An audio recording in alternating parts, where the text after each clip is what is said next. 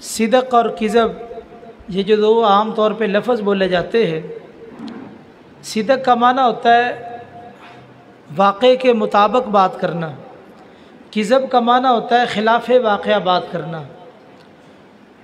तो ये ज़ालिम शख्स खिलाफ़ वाक़या जो बात की गई है उसकी तईद करता है और वाक़या के मुताबिक जो बात कही गई है उसकी तकज़ीब कर रहा है। और इस कायनात में सबसे बड़ी सच्चाई क्या है? कुरान मजीद और उसकी तौज़ी और तशरीह हदीस रसूल, ये सबसे बड़ी सच्चाई है। जो इसकी तकज़ीब करता है तो ये शख्स सबसे बड़ा ज़ालिम है। सिर्फ़ ज़ालिम ने कहा, फ़मन अज़लम इसम तफ़सील का कलिमा बोला है कि इससे बढ़ के कोई शख्स ज़ालिम नहीं है। आगे एक बात कही जा रही है, वयुख़व्विफ़ूनक बिल्लज़ीन मिन दूनी, कि शयातीन और उसके चेले लोगों को गैरुल्लाह से डराते। देखना बुज़ुर्गों की तुम्हें नज़र लग जाएगी, बुज़ुर्ग तुम्हारी टांग तोड़ देंगे, तुम्हारा नुकसान कर देंगे, डराते। जो उनके डरावे में आ जाते हैं वो शिरक में मुब्तला हो जाते हैं, और जो डरावे में नहीं आते वो अक़ीदा तौहीद पे कायम रहते हैं। अब कितने ही ऐसे वाक़यात मौजूद है कि जहाँ पर दरबार के साथ दरख्त हो, दरख्त काटने के लिए तैयार कर, कोई मिसवाक नहीं तोड़ता, बस इतना एहतराम, डरते हैं कि बुज़ुर्ग नुकसान करेंगे। और जो अहले हक़ अहले तौहीद है तो वो वहाँ से बासानी दरख्त भी काट लेते हैं, और इसी तरह कोई और चीज़ हाथ लग जाए वो भी ले जाते हैं।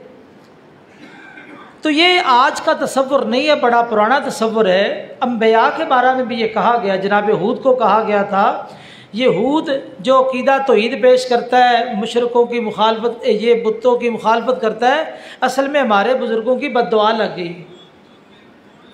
तो ये पुराना तसव्वुर है। जो उनके डरावे में आ जाते हैं कि वाकई बुज़ुर्ग नुकसान करेंगे तो वो क्या करते हैं, शिरक में मुब्तला हो जाते हैं। और जो कहते हैं कि नफ़े नुकसान का मालिक अल्लाह है, वो अक़ीदा तौहीद पे कायम हो जाते हैं। आगे एक बात कही जा रही है, अलैहिस्सल्लाहु बिकाफ़िन अब्दा, क्या अल्लाह अपने बंदे के मसाइल हल करने के लिए काफ़ी नहीं है?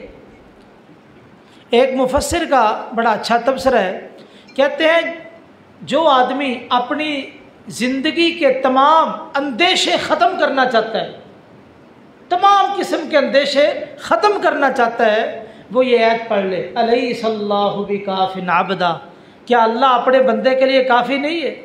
जितनी भी मुश्किलात हैं, परेशानियाँ हैं, दुख हैं, तकालीफ़ हैं, तो ये आयत पढ़ लो कि अल्लाह अपने बंदे के लिए वाक़अतन काफ़ी है। और तारीख़ इस बात की शाहिद है कि अल्लाह ताला के साथ जिसका ताल्लुक़ मज़बूत है, जब भी उस पर कोई मुसीबत आई अल्लाह ने ज़रूर उसकी मदद फरमाई है। एक दूसरी आयत पर भी एक मुफस्सिर का बड़ा अच्छा तबसरा है, कहते हैं जो आदमी चाहता है कि अपने ख्वाबों के अंदर रंग भरे, ख्वाबों को हकीकत बना ले, जो ये चाहता है वो ये कुरान मजीद की आयत पढ़े, उदऊनी अस्तजिब लकुम। अल्लाह फरमाते हैं तुम मुझे पुकारो, मैं तुम्हारी पुकार कबूल करूँगा, तुम्हारी दुआओं को सुनूँगा। जो अपने ख्वाबों को हकीकत बनाना चाहते हैं, ये सोसाइटियों वाले लिखते हैं आमतौर पे जुमला, लेकिन ये बाद में पता चलता है कि ख्वाब हकीकत बने के ख्वाब ही रहे। लेकिन ये जो कुरान ने तसव्वुर पेश किया है, यहाँ वाक़अतन ख्वाब हकीकत बनते हैं। जो चाहता है कि मैं इस हकीकत को हासिल करूँ वो अल्लाह से दुआएं करे, अल्लाह से इल्तिजाएं करे। और दुआ के हवाले से एक बात ज़हन में रखिए, दुआ की बड़ी बरकत है। दुआ चूँकि मोमिन का असला है। हमारे पास कुछ नहीं, रब से मांगना तुम्हारे पास है ना, हम रब से मांगने वाले। आखिरी जहन्नुम से निकलने वाला और जन्नत में जाने वाला शख्स, उसको अल्लाह ताला जो निकालेंगे, पहले जहन्नुम से निकालेंगे, दीवार पे बिठाएंगे, फिर आगे दरख्त के नीचे, फिर अगले दरख्त के नीचे, फिर दरवाजे के करीब, फिर जन्नत में भेज दे। ये सारी चीज़ें उस हदीस में जो मेन चीज़ समझ आती है वो उसकी दुआ है। वो बार बार कहेगा या रब्बी या रब्बी या रब्बी, ए मेरे रब, ए मेरे रब। पता चला कि जहन्नुम से निकलने वाला आखिरी शख्स और जन्नत में जाने वाला ये शख्स, अगर ये भी जहन्नुम से निजात पाएगा तो दुआ की बरकत से। तो जो जहन्नुम में पहुंच चुका है वो दुआ की बरकत से जन्नत में चला जाएगा। तो हम तो दुनिया में हैं, अभी तक वो मराहिल शुरू नहीं हुए। अगर आज हम अल्लाह से मांगेंगे, क्या ख्याल अल्लाह हमें जहन्नुम से आज़ाद नहीं करेंगे? यानी जहन्नुम से आज़ाद करने का बहुत बड़ा हमारे पास एक ज़रिया दुआ है। आगे एक बात कही जा रही है, अल्लाहु यतवफ़्फ़ल अनफुस हीना मौतिहा। जब तुम सो जाते हो, अल्लाह वक्ती तौर पे तुम्हारी रूह निकाल लेते, आर्जी तौर पे रूह निकाल लेते। और कभी कभार रूह के साथ जान भी निकाल लेते। ऐसा होता है ना, बंदा सो जाता है तो दोबारा उठता ही नहीं। रूह के साथ एक है रूह, एक है जान, ये दो अलग अलग चीज़ें। एक रूह है, दूसरी जान है। देखो, रूह और जिस्म ये अलग अलग चीज़ें हैं। जब ये मिलते हैं रूह और जिस्म, तो एक तीसरी चीज़ का वजूद आता है, वो है जान। रूह और जान, रूह और जिस्म दो चीज़ें मिलेगी तो एक तीसरी चीज़ सामने आएगी, वो है जान। अब ये जान जो है रूह और जिस्म के ताल्लुक़ के बाद मार्दे वजूद में आती है। यही वजह है कि जब रूह निकलती है उसके ठीक 3 मिनट बाद जान भी ख़त्म हो जाती है। यानी कहते हैं ना साइंसदान के 3 मिनट तक दिमाग काम करता है मरने के बाद। तो वो जान जब निकलती है, रूह निकल गई, उसके पीछे पीछे जान निकलेगी, यानी 3 मिनट का ये वक्फ़ा है टोटल। तो उसके बाद दिमाग ख़त्म हो जाता है।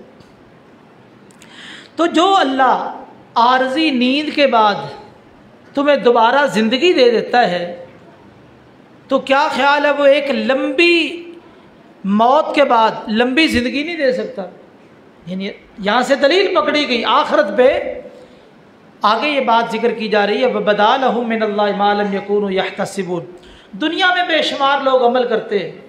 आप देखें रबीउल अव्वल के महीने में कितनी मेहनत होती है, कितने बेचारे सारा साल फंड जमा करते हैं। शायद आपके इल्म में है कि नहीं, बाज़ारों में और इसी तरह दुकानों से सारा साल फंडिंग होती है और बेचारे इतनी मेहनत करते हैं, बाज़ार सजाते हैं, झंडियाँ लगाते हैं, इसके अलावा बड़ी मेहनत होती है। ये देखें मुहर्रम के महीने में कितनी मेहनत होती है। इसके अलावा भी कोई फौत हो जाए, ये तीजा, सातवां, 40वां, कितना पैसा खर्च होता है। इन सब का मकसद क्या है? ये सारे नेकी समझ के कर रहे हैं, गुनाह नहीं समझते। कहते हैं कि ये नेकी है। अब कुरान मजीद ने तसव्वुर पेश किया है कि ये लोग सारे जो अमल कर रहे हैं, मेहनत कर रहे हैं, कोशिश कर रहे हैं, इनके दिमाग में ये नुक्ता बैठा है कि हम नेक अमल कर रहे हैं, ये नेकी है, हमें इसका बदला मिलेगा, तभी तो कर रहे हैं। अब 12 रबीउल अव्वल को जानवर ज़बह करते हैं, ऊँट कुर्बान करते हैं, कितनी कुर्बानियाँ होती है, किस लिए? कि अल्लाह का कुर्ब मिल जाए, ये नेकी है। कुरान मजीद में अल्लाह फरमाते हैं क़यामत वाले दिन कितने ही ऐसे लोग जो इस नीयत से आएंगे कि हमारे पास बड़ी नेकी है, नेकियों के अंबार है, हमने तो बड़ी मेहनत की है, लेकिन जब अल्लाह के दरबार में पहुंचेंगे उनके आमाल का जायज़ा लिया जाएगा, खरे खोटे को अलग किया जाएगा, तफ्तीश होगी ना।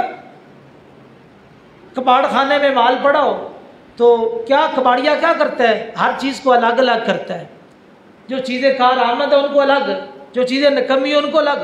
तो इस तरह आमाल ये लिखे हुए तो उनको अलग अलग किया जाएगा। कौन सा अमल वज़न के काबिल है, कौन सा अमल वज़न के काबिल नहीं, फ़र्क किया जाएगा, इम्तियाज़। तो जब इम्तियाज़ होगा उसके बाद फिर आमाल का वज़न होगा और उसके बाद नतीजा ज़ाहिर होगा। अल्लाह फरमाते जो लोग बिदअत पे अमल करने वाले, रस्म व रिवाज पे अमल करने वाले, शिरक के अमल करने वाले और इसी तरह बाकी जो किताब व सुन्नत के मुखालिफ अमल करने वाले, और उम्मीद ये है कि अल्लाह हमें अजर देगा, जन्नत देगा, हुसूल जन्नत के लिए। ये शिया हज़रात जो मातम करते हैं, ये अहले बैत की मोहब्बत में करते हैं ना। क्या इनका नज़रिया है? इनका नज़रिया ये है कि हम अहले बैत से मोहब्बत का इजहार करेंगे, कल क़यामत वाले दिन हम उनके साथ होंगे। आखिर तसव्वुर पीछे है, खाली तो नहीं रोना पीटना चीखना, पीछे तसव्वुर मौजूद है। ये भी उम्मीद लगाए बैठे कि हमें इसके बदले में जन्नत मिलने वाली है। ऐसे नहीं इतनी मेहनत कर रहे। तमाम लोगों के बारे में जो खिलाफ शरीयत अमल करते हैं, अल्लाह ने इस आयत में उनका जिक्र किया है। फरमाया वबदा लहुम मिनल्लाह मा लम यकूनु यहतसिबून। जो भी मुखालिफ शरीयत अमल करने वाला है, जब अल्लाह के दरबार में पहुँचेंगे, उनके अमाल की तफ्तीश होगी, उसके बाद आमाल वज़न होगा उनके अमाल का, और उसके बाद जब नतीजा सामने आएगा, ऐसा नतीजा होगा जिसकी वो तवक्को और उम्मीद ही नहीं रखते होंगे। उनको उम्मीद ये थी कि हमने तो ज़िंदगी भर मातम किए, ज़िंदगी भर इतना सदका खैरात किया, ये अमल किया वो अमल किया, लेकिन उसमें जो दो बुनियादें थी वो नहीं थी। अल्लाह की रज़ा नहीं थी, नबी करीम सल्लल्लाहु अलैहि वसल्लम की सुन्नत नहीं थी। अल्लाह के दरबार में जिस अमल का वज़न है उसकी दो बुनियादें हैं, अल्लाह की रज़ा हो, नबी करीम सल्लल्लाहु अलैहि वसल्लम की सुन्नत हो। जिस अमल में ये दो चीज़ें पाई जाती है, उस अमल का वज़न भी होगा और वो नजात का ज़रिया भी बनेगा। बाकी सारे अमल हवा मंसूरा, राख बना के उड़ा दिए जाएंगे, कोई हैसियत उनकी नहीं है। आगे अल्लाह ताला ये बात जिक्र कर रहे, कुल या इबादी अल्लज़ीना असरफ़ू अला अनफुसिहिम, ऐ मेरे बंदो जिन्होंने अपनी जानों पे जुल्म किया। असरफ़ू का ज़ालमूनी का आमतौर पे इमाम ना ये कहते जिन्होंने जुल्म किया, तो ज़ालमू का लफ्ज़ तो नहीं, इसराफ़ का लफ्ज़ है। असरफ़ू जिन्होंने इसराफ़ किया। इसराफ़ किसे कहते हैं? इसराफ़ कहते हैं हद से तजावुज़ कर जाना, हद से गुजर जाना। शरीयत की एक हद है, दायरा कार है, उससे निकल जाना। तो जो आदमी उससे निकल चुका उसको दावत दी जा रही है। इस पर एक बड़ा अच्छा तबसरा है मुफस्सिर का, कहता है कि आदमी गुनाहों में भी एक हद में रहे, गुनाह भी करे तो एक हद में रहे। ऐसा ना हो कि गुनाह करता करता इतना दूर चला जाए कि वापस पलटना मुश्किल हो जाए। जो गुनाह भी कर रहा है उसको भी एक हद में रहना चाहिए, बहुत दूर ना चला जाए, कल कला पलटना मुश्किल हो जाए। क्योंकि जो ज़्यादा दूर चला जाए वापस आना मुश्किल हो जाता है। मोटरवे पे अगर कोई आदमी गलती से दूसरे रोड पे चढ़ जाए तो गालिबन 30 किलोमीटर के बाद यू टर्न आता है, 30 किलोमीटर के बाद, यानी थोड़ी सी गलती 30 किलोमीटर और 30 उधर, यानी 60 किलोमीटर परेशानी बनेगी कि नहीं। और आम छोटे रोड पे बहुत जल्दी आपको यू टर्न मिल जाएगा, आप रोड तब्दील कर लेंगे। तो इसलिए अल्लाह की नाफरमानी में एक हद में रहिए। नाफरमानी भी कर रहे हैं ना, एक हद में, ये नहीं कि आप सारी हदों को क्रॉस कर जाएं कि वापस पलटना मुश्किल हो जाए। यहाँ तो उन्होंने फिर भी जगह बनाई है, लेकिन जो सिरात मुस्तकीम है, अगर आप इससे हट गए दोबारा सिरात मुस्तकीम पर चढ़ना बड़ा मुश्किल हो जाता है। आगे फरमाया अल्लाह की रहमत बड़ी वसी है, अल्लाह सारे गुनाह माफ़ कर देंगे अगर तुम 3 काम कर लो। 3 काम। पहला काम अनीबू इला रब्बिकुम, अपने रब से तौबा कर लो, रब की तरफ पलट आओ, रब की तरफ पलट आओ। देखो एक आदमी जा रहा है, रास्ते पे जा रहा है, तो अब इससे वापस पलटेगा तो उसका सफ़र मुकम्मल होगा। जो आदमी गुनाहों के रास्ते पे चल चुका है, जब तक वो वापस नहीं पलटता, जाते जाते अस्तगफिरुल्लाह कहता जाए, अस्तगफिरुल्लाह, जा गुनाह के रास्ते पे जा रहा है। ये जो चोर वगैरह है, ये भी घर से आयतुल कुर्सी पढ़ के आते हैं, सूरह यासीन पढ़ के आते हैं, ये भी दुआएं करके आते हैं, या अल्लाह जा रहे हैं, मेहनत कर रहे हैं, को आज अच्छा माल हमारे हाथ है। देखो जो लोग गुनाह के रास्ते पे जा रहे हैं वो भी अल्लाह को याद कर रहे हैं। तो नहीं, अल्लाह का रास्ता वो है कि अल्लाह की तरफ पलट आओ, वापस आ जाओ। हदीस आती, जब रमज़ान शुरू होता है फरिश्ता ऐलान करता है, या बागी अल खैर या कबिल, ए नेकी का काम करने वाले आगे बढ़, व या बागी शर्री अक़सिर, ए शर को तलाश करने वाले बाज आ जा, रुक जा, कम कर दे, पलट आ जा, पलट आ। पहली चीज़ वानीबू इला रब्बिकुम, रब की तरफ पलट आओ। अगर रब की रहमत चाहिए आओगे तो मिलेगी। क्या ख्याल है? रब के पास आओगे तो रहमत मिलेगी ना।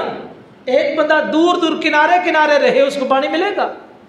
जो आएगा नहर में समंदर में नहाएगा उसको सुकून मिलेगा ना, वही पानी पिएगा। वो किनारे के दूर दूर रहता है, दूर रहने वाले को कुछ नहीं मिलता। रहमत वही पाएगा जो दर पे आएगा। दूसरी चीज़ वासलिमूला, अल्लाह और उसके रसूल के फर्मा बरदार बन जाओ, मुती बन जाओ। कुरान और हदीस का जो हुक्म मिलता जाए फ़ौरन उस पर अमल करते जाओ, इसमें चूच ना हो। ये दूसरा उसूल, जो आदमी अल्लाह और उसके रसूल का फर्मा बरदार है, बस उनके हुक्म के सामने हाँ है ना नहीं है, उस बंदे के लिए भी अल्लाह की रहमत है। और तीसरी चीज़ वत्तबिउ अहसन मा उनज़िला इलैकुम मिन रब्बिकुम, जो आसमान से तुम्हारे लिए नाज़िल किया गया रब की तरफ से, उसके पैरोकार बन जाओ, कुरान हदीस के पैरोकार बन जाओ। ये काम तुम्हारा है। रहमतों का नुज़ूल ये अल्लाह का काम है। ये तीन काम कर लो, रब की तरफ पलट आओ, मुकम्मल तौर पे फर्मा बरदार बन जाओ, किताब और सुन्नत के पैरोकार बन जाओ। तीन काम करोगे अल्लाह की रहमतें तुम्हारे ऊपर नाजिल होंगी। खाली ये कहना कि अल्लाह बड़ा गफूर रहीम है, अल्लाह बड़ा, ये खाली नहीं है। यानी इस सेहत के बाद आगे ये तीन उसूल बयान किए। अल्लाह की रहमत इन लोगों को मिलती है जिनमें तीन खूबियाँ मौजूद हैं। और जो लोग इस चीज़ को नहीं अपनाते, नतीजा क्या है? क़यामत वाले दिन अफसोस करेंगे। अन तक़ूल नफ्सुन या हसरता अला मा फ़र्रतु फ़ी जंबिल्लाह, अफसोस करेंगे मैं तो मजाक समझता था, ये क्या हो गया, ये तो मामला ही उल्टा निकला है। आदमी जवानी में बचपन के वाक़यात याद करके अमूमी तौर पे हंसता है। बचपन के वाक़यात याद करके आदमी अपने उन वाक़यात पे हंसता है। तो एक मुफस्सर कहता है कि इसी तरह आदमी जब बुढ़ापे में चला जाए तो उसको जवानी में ऐसे अमल करने चाहिए कि बुढ़ापे में जाके भी अपने अमाल पे हंसे, खुश हो कि मैंने बड़े अच्छे अमल किए। ऐसा ना हो कि वो जवानी में ऐसे अमल करे, बुढ़ापे में जाके अफसोस करे, हाय काश मैंने तो जवानी बर्बाद कर ली, मैंने जवानी बर्बाद कर ली है। इसलिए जिस तरह जवानी में बचपन के अमल याद करके, काम याद करके तुम हंसते हो, जवानी में ऐसे काम करो, इतने अच्छे काम करो, बुढ़ापे में जाओ तो अपने अमाल पे मुतमईन हो जाओ, खुश हो, अल्लाह का शुक्र अदा करो। ऐसा ना हो बुढ़ापे में जब जेब खाली हो गई, हाथ कमज़ोर हो गए, कमर झुक गई, आँखों की पिनाई चली गई, कानों की सुनवाई चली गई, अब औलाद छोड़ गई, गरीब को बैठता नहीं, अब कहता है कि मैं मुतकी बन गया हूँ, तकवा इख्तियार कर लिया। अब क्या जवानी में ऐसे अमल करो। हाँ, ये तो अल्लाह की रहमत है। अगर खुलूस से दिल से कोस लम्हे भी रब के पास आ जाए, आंसू बहा दे, अल्लाह माफ़ कर देते। लेकिन असल ज़िंदगी जवानी की ज़िंदगी, जवानी में ऐसे अमल करो कि बुढ़ापे में तुम अल्लाह का शुक्र अदा करो। व यौमल क़यामति तरल्लज़ीना कज़बू अलल्लाहि वजूहुहुम मुस्वद्दा, क़यामत वाले दिन काफिरों के चेहरे स्याह होंगे। एक मुफस्सिर का बड़ा अच्छा तबसरा है, कहते देखो आज स्क्रीन पे आने के लिए, टीवी पे आने के लिए, फेसबुक पे या कोई भी आने के लिए हर बंदा तैयार होता है। क्या है, लिबास अच्छा, तो हर एतबार से तैयार होकर स्क्रीन पे आता है। मेरी एक एक नकलो हरकत, मेरी शक्ल, हर चीज़ महफूज होनी है। तो कई लोग तो मेकअप करते हैं, कई लोग मेकअप करके बाकायदा तैयार होके आते हैं कि मैंने स्क्रीन पे आना है। ये दुनिया है, लेकिन कल क़यामत वाले दिन वहाँ मेकअप का सामान नहीं मिलेगा, कोई ब्यूटी पार्लर वहाँ नहीं है। तो इसलिए कल क़यामत वाले दिन रोशनी उसके चेहरे पे होगी जो दुनिया में नेक अमल करके जाएगा, जो अहले तौहीद होगा, अहले हक़ होगा। बाकी लोगों के चेहरे स्याह होंगे। आगे एक बात जिक्र की है कि नबी को हुक्म हुआ कि हमने पहले नबियों को भी हुक्म दिया, तुझे भी कह रहे हैं अगर तूने शिरक किया तो हम तेरे अमल बर्बाद कर देंगे। हर नबी को ये बात कही है, अगर तूने शिरक किया तो तेरे अमल बर्बाद हो जाएंगे। पता चला शिरक ऐसी ख़तरनाक चीज़ है, जहरीला मादा है, ये जिस चीज़ में दाखिल हो जाए, शामिल हो जाए, उसको बर्बाद करके रख देता है। इसलिए इबादत के अंदर अगर शिरक आ गया तो सारी इबादत ही बर्बाद है, कोई इबादत काबिल कबूल नहीं है। आगे अल्लाह ताला ने एक बात जिक्र की है। बाद लोग कहते इतनी दुनिया होगी, अल्लाह ने हिसाब लेना है, हम जो ना रश होगा तो इधर उधर होके ना बच बुच जाएंगे। कई लोग बेवकूफ़ बड़े तसव्वुर पेश करते, कई कहते हैं यार इतनी दुनिया होगी तो अल्लाह कैसे हिसाब लेगा, कैसे हिसाब लेगा। ये लोगों के ज़हनों में ना ऐसे तसव्वुरात। अल्लाह ताला ने इसका जवाब दिया, इन्नल्लाह सरीउल हिसाब। तुम हिसाब की बात करते हो, अल्लाह तो बहुत जल्द हिसाब लेने वाला है, रब के सामने कोई मुश्किल नहीं। देखो पूरी कायनात में हर किसी को उसकी मर्ज़ी के मुताबिक, उसकी ज़रूरत के मुताबिक रिज़्क़ मिल रहा है कि नहीं? हर किसी को रिज़्क़ मिल रहा है। तो जब हर किसी को रिज़्क़ मिल रहा है अल्लाह के हुक्म से, तो हिसाब लेना कौन सा मुश्किल है?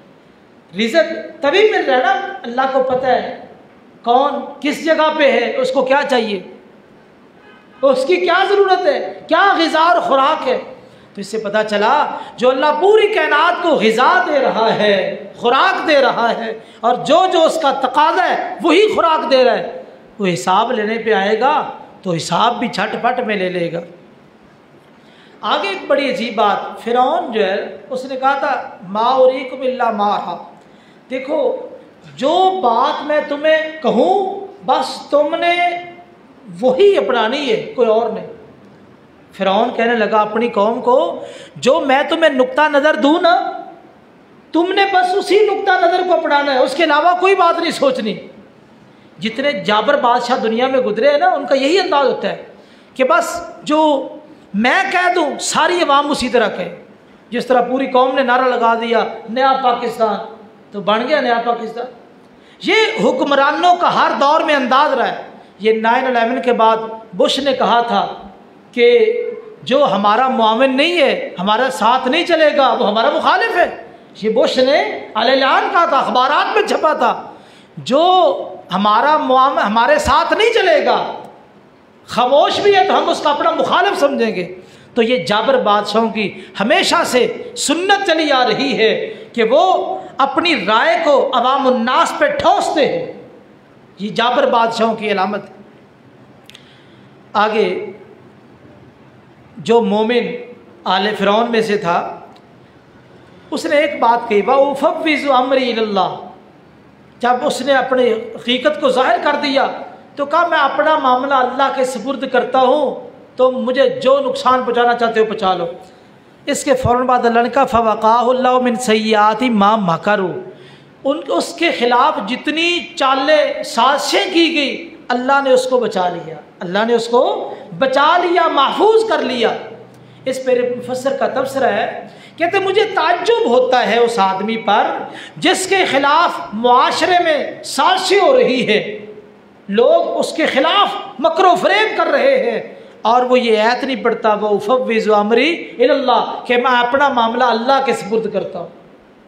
तो जो लोग वो समझते हैं कि रिश्तेदार मुखालिफ है, कोई और मोहल्लेदार मुखालिफ है, तो वो ये ऐत पढ़े मैं अल्लाह के सुपुर्द करता हूँ, मामला अल्लाह के सुपुर्द, बस अल्लाह के सुपुर्द कर दो, अल्लाह जाने और वो जाने, फिर देखना क्या बनता है।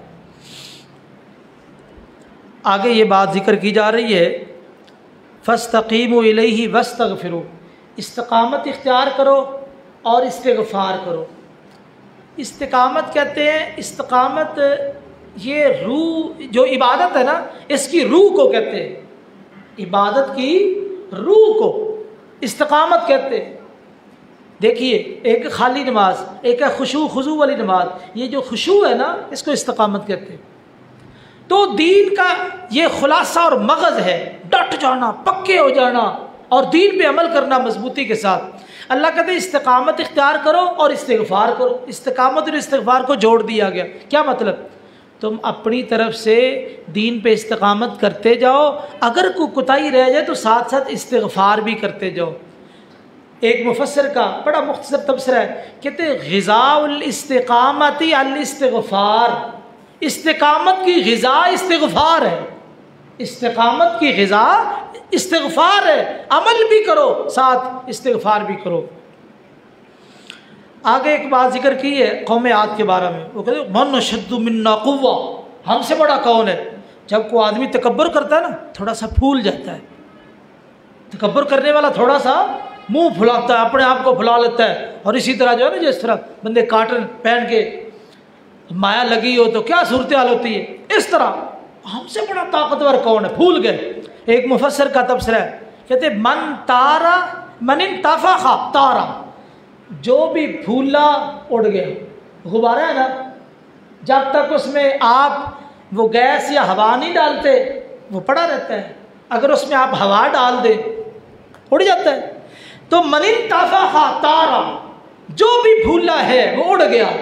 इसलिए भूलो ना, फला तुज़क्कू अनफुसकुम, आजिज़ी इख्तियार करो, बस आजिज़ी तवाज़ु इख्तियार करो, हर वक्त अल्लाह से डरते रहो।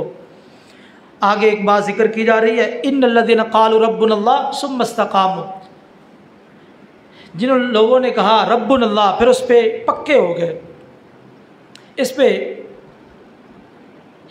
इब्ने रजब अल हम्बली रहमहुल्लाह बहुत बड़े मुहद्दिस गुजरे हैं, उनकी किताब है जामिउल उलूम वल हिकम, उन्होंने बड़ा अच्छा तबसरा किया है। कहते हैं रब्बुनल्लाह कहने वाले लोग तो बड़े हैं, बड़े लोग कहते हैं रब्बुनल्लाह रब्बुनल्लाह, लेकिन इस रब्बुनल्लाह पे इस्तिकामत इख्तियार करने वाले थोड़े लोग हैं, पक्के लोग थोड़े हैं। वैसे तो हर बंदा ही रब्बुनल्लाह करता है, लेकिन डट जाना इस पे ये कलील लोग हैं।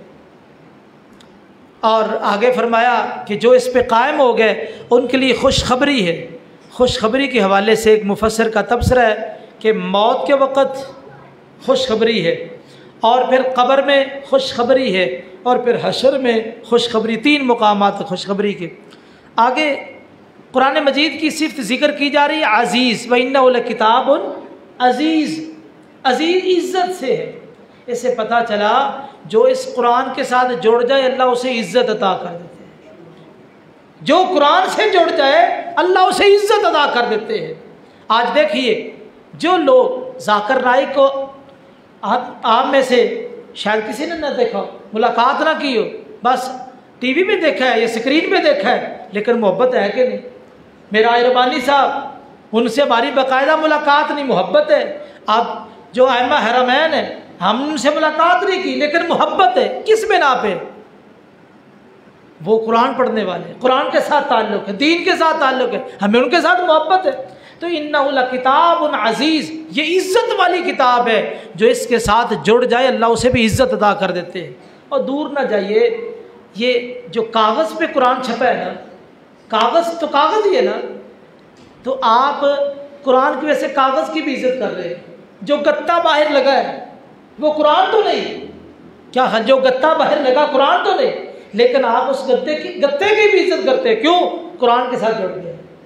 तो जो चीज़ कुरान के साथ जुड़ जाए अल्लाह उसे इज़्ज़त देते हैं, जो बंदा जुड़े अल्लाह उसे इज़्ज़त नहीं देंगे, ज़रूर देंगे।